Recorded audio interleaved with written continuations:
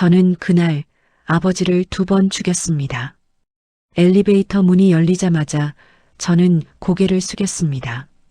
거울처럼 반짝이는 벽에 제 얼굴이 비쳤고 그 옆에 아버지가 서 있었습니다. 경비복, 다른 모자, 손에는 출입증과 작은 무전기. 세준아. 아버지가 제 이름을 불렀는데도 저는 못 들은 척했습니다. 뒤에 서 있던 팀장님이 제 어깨를 툭 치며 웃었습니다. 세준 씨 아는 분이에요? 저는 급하게 웃었습니다. 아니요, 처음 보는데요. 속으로 생각했다. 미쳤나? 지금 뭐 하는 거야? 아버지의 눈이 잠깐 흔들렸습니다. 그걸 보는 순간 제 무릎이 약해지는 느낌이 들었지만 저는 더 단단하게 서 있었습니다. 엘리베이터가 올라가는 동안 아버지는 아무 말도 하지 않았습니다. 그때는 몰랐습니다. 그날이 아버지가 마지막으로 그 건물에서 근무하는 날이 될 줄은. 제가 다니는 회사는 그 건물 17층에 있습니다.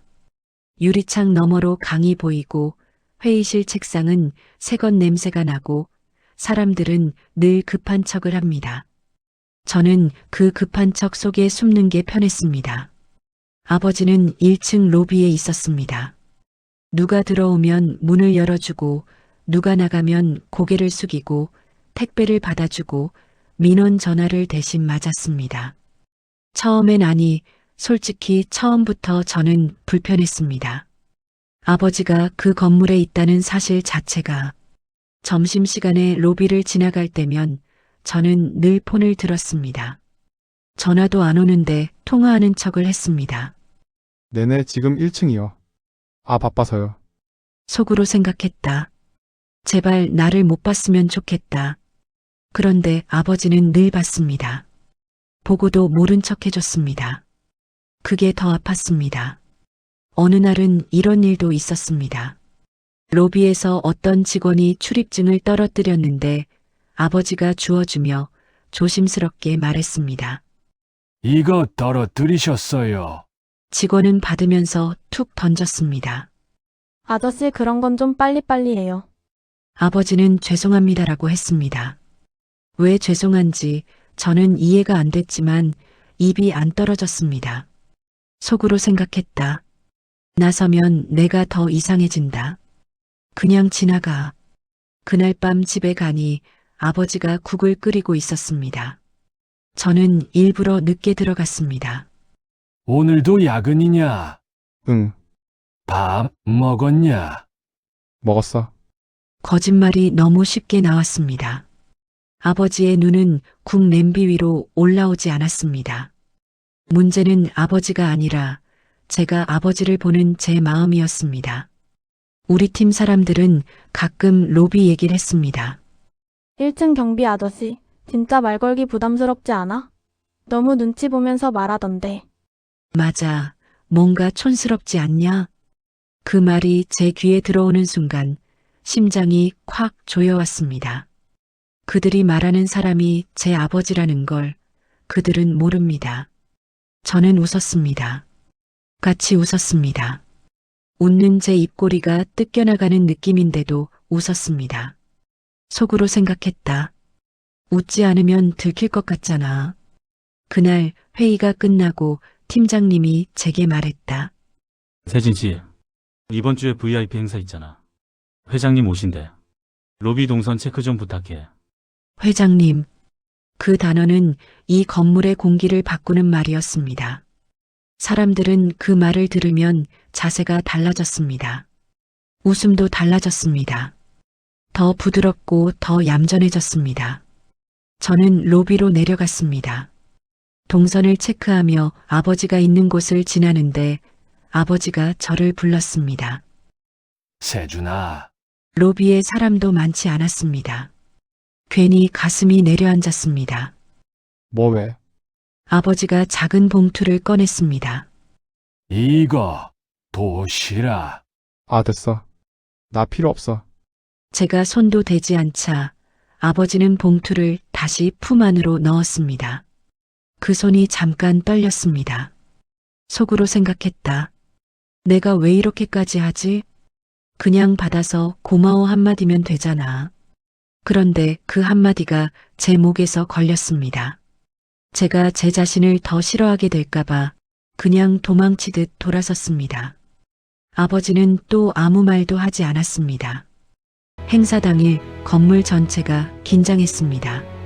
로비의 대리석은 평소보다 더 반짝였고 꽃 장식이 들어오고 보안팀이 움직이고 사람들의 구두 소리가 날카로워졌습니다. 저는 1층에서 동선을 점검하며 서 있었습니다. 아버지도 제 자리에 있었습니다. 평소처럼, 평소보다 더 꼿꼿하게. 그리고 회장이 왔습니다.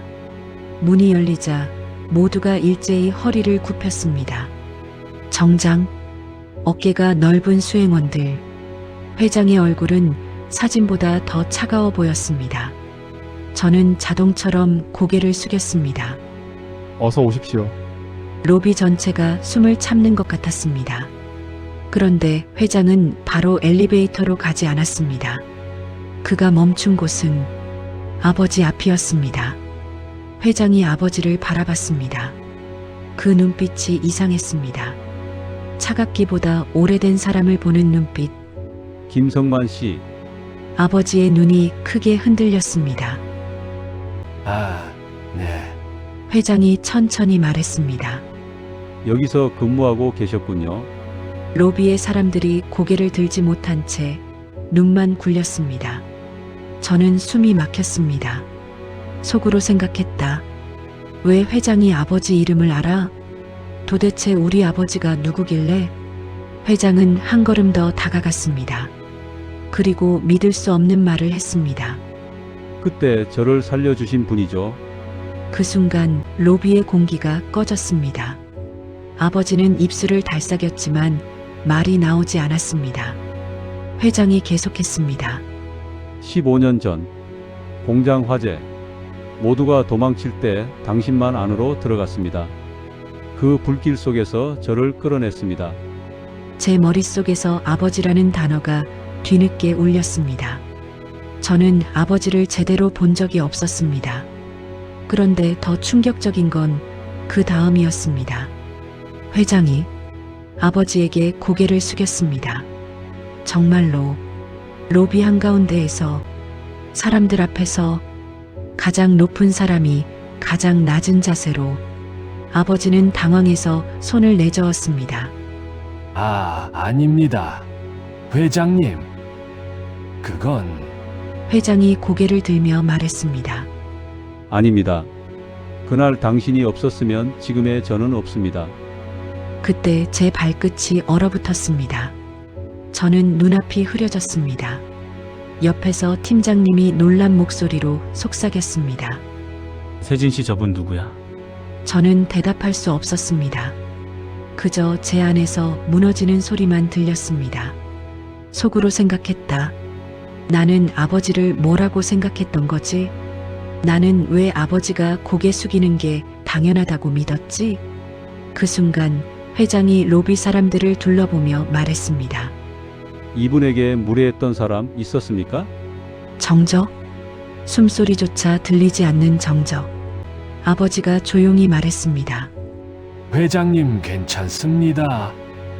저는 회장은 아버지의 말을 끊지 않았습니다. 그냥 조용히 듣고 더 조용히 고개를 끄덕였습니다. 괜찮다는 말로 존엄이 지켜지는 건 아니죠. 그 말이 제 가슴을 때렸습니다. 마치 저를 향한 말 같아서. 행사가 끝나고 로비는 다시 분주해졌지만 저는 움직일 수가 없었습니다. 아버지가 제 옆을 지나가며 낮게 말했습니다. 세준아. 그 목소리에 저는 얼굴이 화끈거렸습니다. 저는 입을 열었는데 아무 소리도 나오지 않았습니다. 아버지는 봉투를 다시 꺼냈습니다. 아까 제가 거절했던 도시락. 배고플까봐. 저는 그 봉투를 받았습니다. 그 순간 손끝이 뜨거워졌습니다. 봉투가 아니라 제 죄가. 속으로 생각했다. 나는 아버지의 손을 몇 번이나 밀어냈지.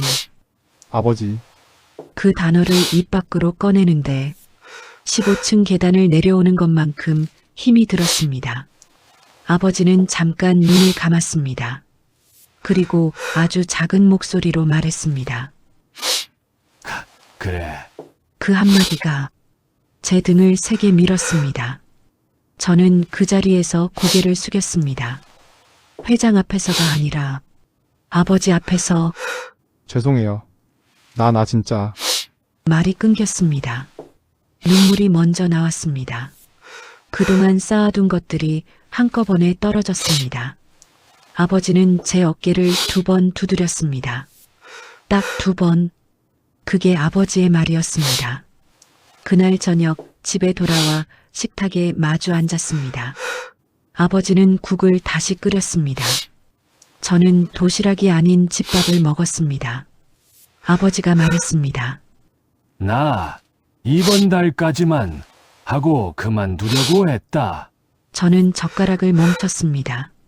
왜요? 너 회사 다닌다 해서 혹시라도 너한테 누가 될까봐. 그 말에 저는 숨이 멎었습니다. 아버지는 저를 위해 고개를 더 숙이고 있었던 겁니다. 제가 부끄러워할까봐, 제가 상처받을까봐 속으로 생각했다. 나는 아버지를 숨겼는데 아버지는 나를 지켜줬네. 저는 말했습니다. 그만두지 마요. 아니, 그만둬도 돼요. 근데 앞으로는 내가 같이 걸을게요. 아버지는 잠깐 웃었습니다. 아주 짧게. 그래. 그날 이후 로비를 지날 때 저는 더 이상 폰을 들지 않았습니다. 아버지를 보면 손을 들었습니다. 아버지, 누가 쳐다보든 말든 무릎 꿇고 있던 사람은 아버지가 아니었습니다. 그날 고개 숙인 건 회장이었지만 진짜 고개 숙여야 했던 건 저였습니다. 그때는 몰랐습니다.